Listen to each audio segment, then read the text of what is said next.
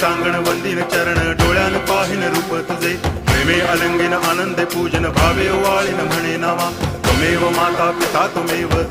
बंधुश्च सखा त्वमेव विद्या करुणं त्वमेव सर्वं मम देव कायेन वाचा मनसेन्द्रियैर्वा बुद्ध्यात्मना वा प्रकृति स्वभावात् करोमि यद्यत् सकलं परस्मै नारायणायति समर्पयामि अच्युतं केशवं रामनारायणं कृष्णदामोदरं वासुदेवं हरि गिरिधरं माधवं गोपिकावल्लभं जानकीनायकं रामचन्द्रं भजे हरे राम राम